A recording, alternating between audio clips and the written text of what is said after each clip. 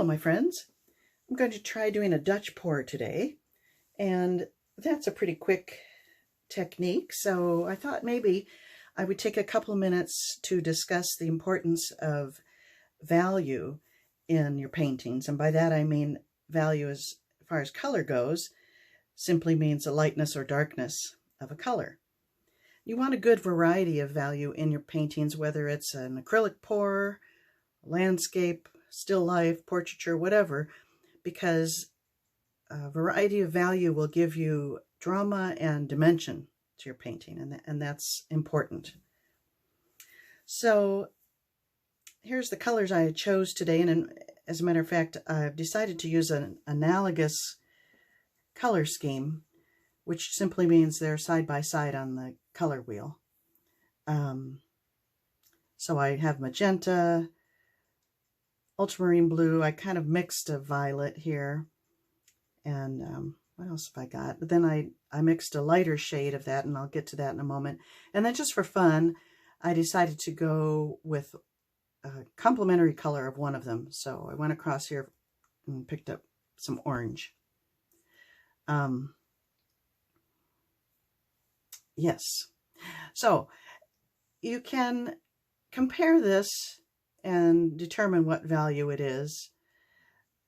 And this comes intuitively after a while or with practice, so you don't have to do what I'm about to show you, but it's sometimes hard with the colors to determine what value they are. So just for fun, I took a picture of my paints here and then printed it out in grayscale. And then I can more easily see if I have a good value range. So let me do this, and then I can slide it up and down and we can match the values. So let's see, pen. White is always 1. I don't have any black here. Black is 11, and only black is 11.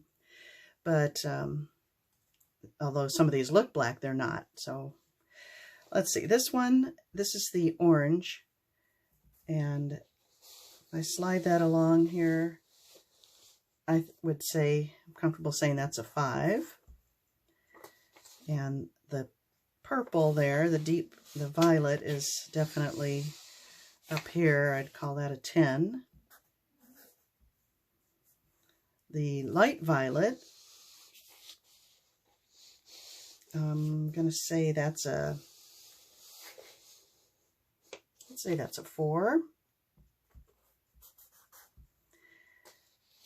The ultramarine blue is very close in value to this one, but when you look in person, you can see it's a little lighter than that one, so we'll call that a 9. And now this one, when I mixed this up, or after I photographed it, I realized this is pretty dark, and I didn't have a great range of color, so I added some white to it after I took the photo. And now it's a 7. Right now I would call it an 8. So I added some light to it, and now it's a 7. So I have a pretty good range of colors. 1, 4, 5, 7, 9, 10. And that should give me success as far as interest and drama and some dimension. It's not to say my Dutch pour is going to be successful, but at least I have contrast. Okay, so for what it's worth, I'm not suggesting you do this or I do this every time, but it's interesting to do at least once to get a feel for variety. Excuse me. Okay. I forgot my gloves. I don't need gloves for Dutch pour, do I? Yes, I do. I'm going to pause the camera, lay down my white, and then the colors, and I'll be right back.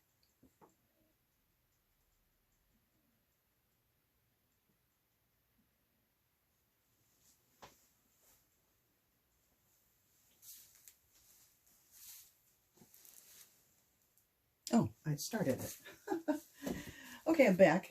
I mixed my paint up really thin this time, thinner than I've ever tried. So this is an experiment. I went with 70% water and 30% glue as my pouring medium, and then 1-to-1 with the paints.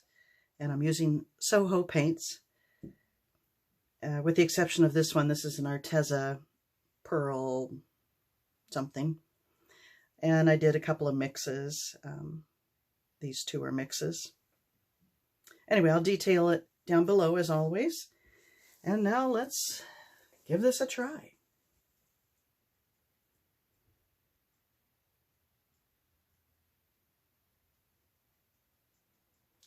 I'm not very good at Dutch pours. Let's hope this one works out. I don't know why I don't have luck with them.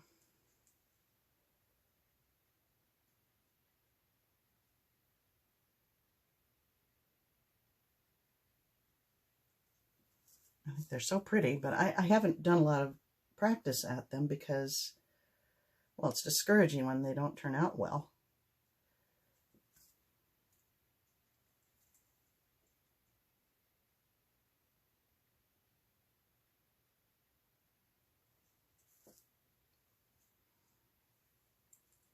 I'm going to go back to,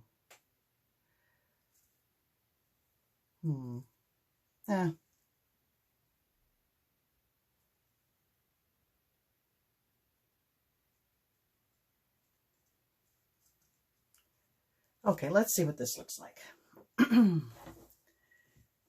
Oh, let's see, and I do have more white. Since it's so thin, I probably should put paint around the sides of this.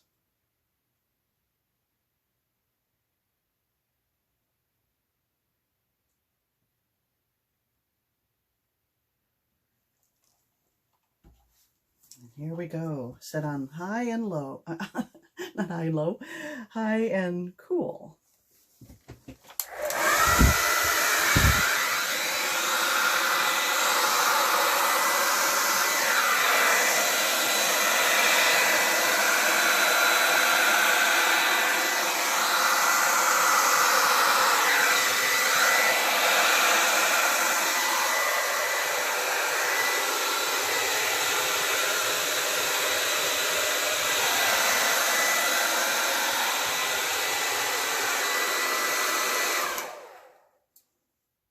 Well, that sure moves around easily, but it's kind of pale. So I'm going to add more color and blow it out again.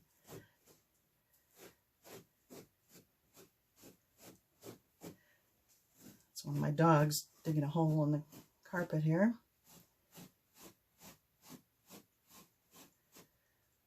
I might as well use it up.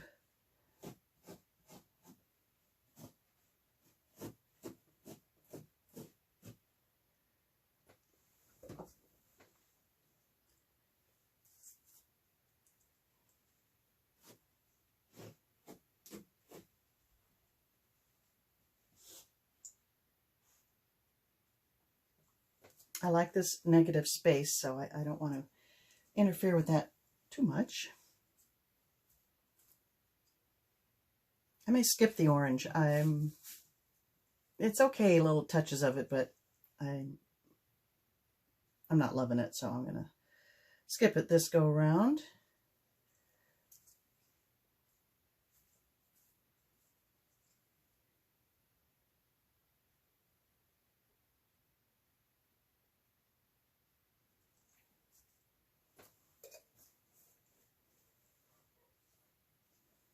I'm going to add all of this dark.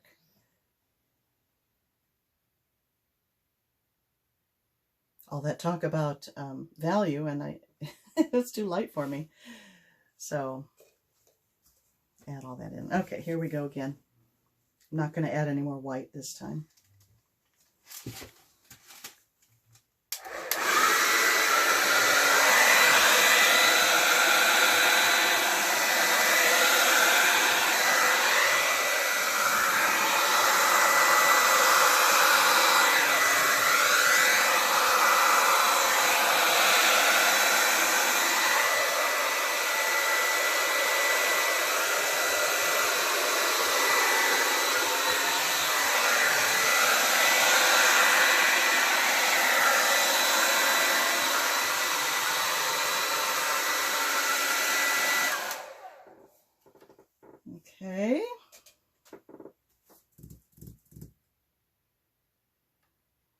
This is pretty over here.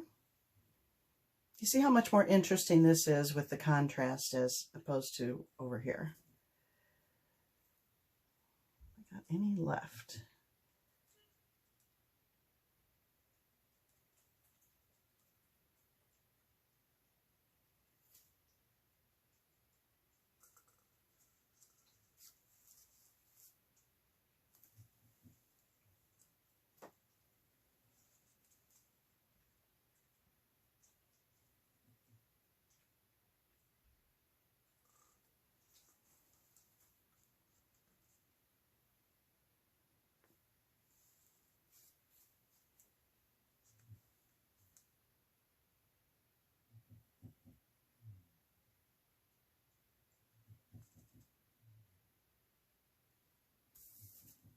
Okay, well, let's see if I've messed it up with that addition.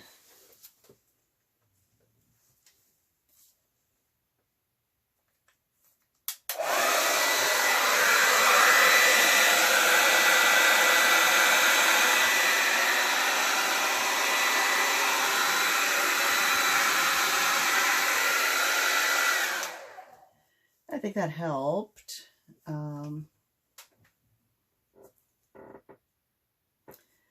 I'm going to try hitting it with a torch and see if I can bring up any more colors underneath. My torches out. I would really like some more cells in there. So what I'm going to do, try something bold. I'm going to use this, a spritz of this CRC heavy duty silicone. I'm just going to go from way up high.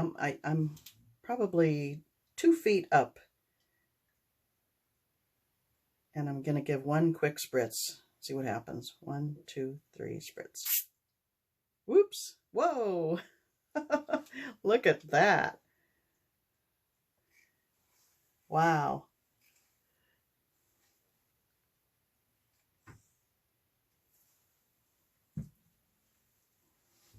Well, I think that's more interesting now.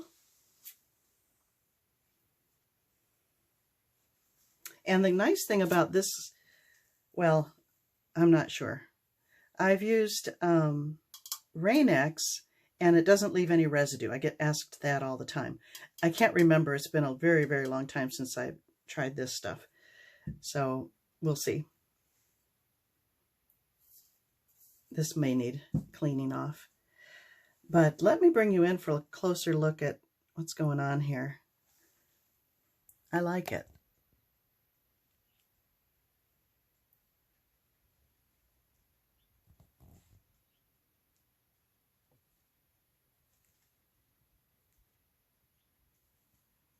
I think it made it far more interesting than it was. Look at even the stuff that blew off. It's got cells in it. Anyway. I love the look of that lacing there.